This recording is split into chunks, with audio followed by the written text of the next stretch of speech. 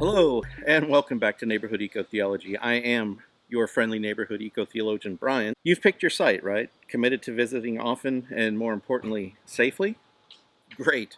There are a lot of things to see out there, and a lot of things you can do, and a lot of things you shouldn't do in order to maximize your experience. Now, one of my definitions of maximizing my outdoor experience is seeing and identifying as many species of plants and animals as possible. After all, you have to know what's there before you know what your patch might need to help it survive and thrive. So, let's talk about resources for plant and animal identification.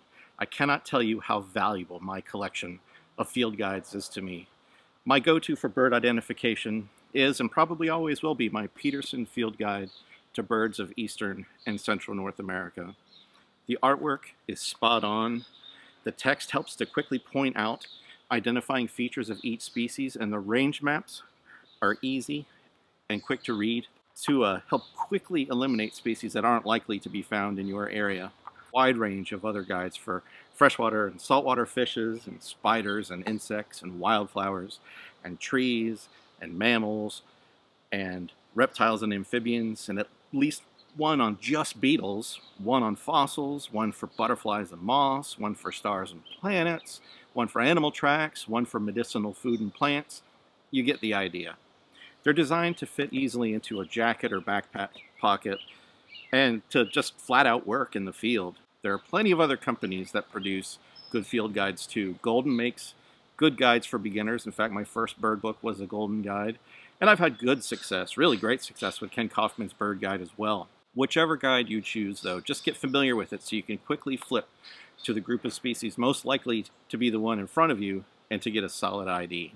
If you're more into the app scene on your smartphone, there's a ton of good ones out there too. The one I like the most is called Seek. All you have to do is point your camera phone at a species and the app will identify it. The app gamifies your observations and identifications too, so you can earn badges and upgrade your levels based on the number and types of species you find. If Seek can't identify your specimen to the species level right then, you can upload your observation to iNaturalist. Other users then can come along behind and confirm or give you a firm ID. It's pretty neat. Lots of scientists and wildlife experts use the app, will help with those identifications, and then use that ID data to study migration trends, population density, and range expansion or contraction for all those critters. So if you're looking for bird-specific apps, you cannot go wrong with Merlin from Cornell. The user interface is extremely intuitive and works well for beginners just starting to learn their bird species. Once you've got your ID nailed down, you can use the iBird or Peterson bird apps to learn more about those birds you found. iBird is like an ornithological encyclopedia in your pocket, but it can be a little pricey on the app markets. Now, plant fans can find some good apps just for them too. PlantNet is an app where you upload a photo of a plant and the app helps identify your photo for you. There are also apps for Fish ID and Herp ID, but I haven't used any of those yet, so your mileage may vary. Another resource I want to mention is Twitter. Yeah, it can be a dumpster fire at times, but there are lots of scientists on there, good people who are only too happy to help you identify a photograph of a species you just can't seem to nail down otherwise. Hashtag your tweet with hashtag reptile Twitter or hashtag millipede Twitter or something similar to that. Ask if anyone can help you identify your specimen, and don't forget to include where you took your picture. County, state is usually as specific as you need to get. The last resource I'd highly suggest is someone more experienced than you are right now to help. For me, when I was starting out learning about birding, that person was my mom. She kept a pair of binoculars by the back window along with a field guide and a notebook. More on that later. So we could, learn about the birds that came to our backyard bird feeders. However, since you all aren't lucky enough to go over to my mom's house and watch the birds with her, you'll have to find another solution.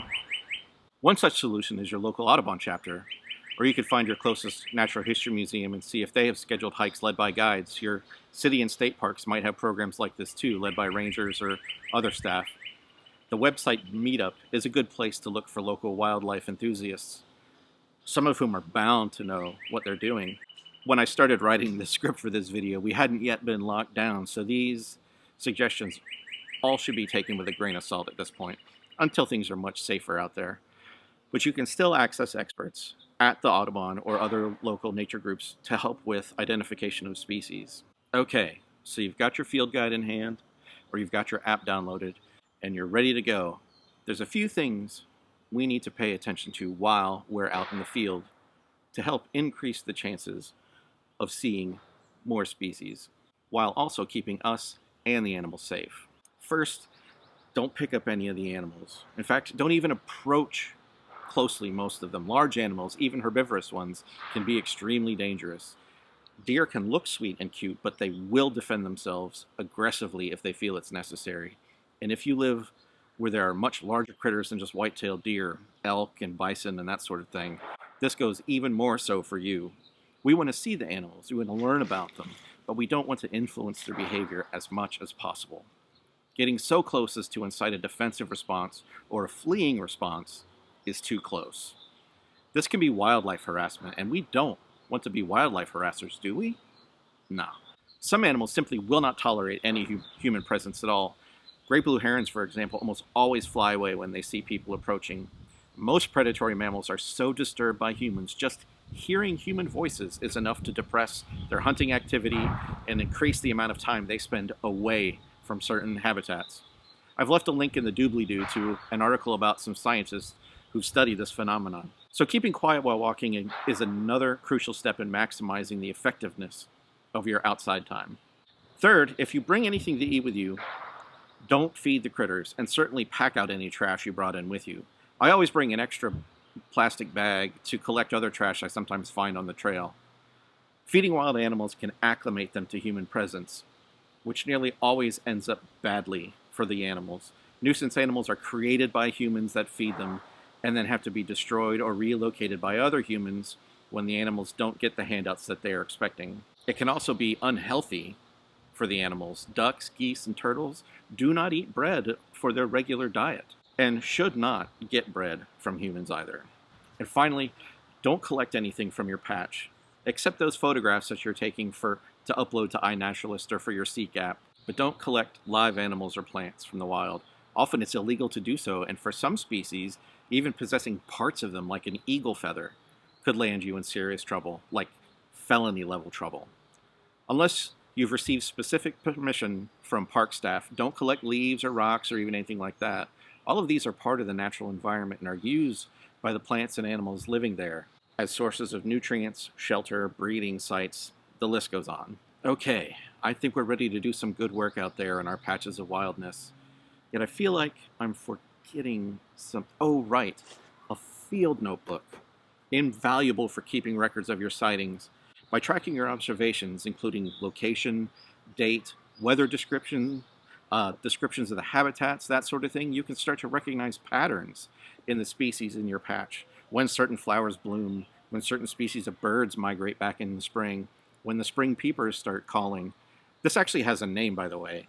It's called Phenology, which is the study of cyclic and seasonal natural phenomena. You can also make sketches of things you find in your patch.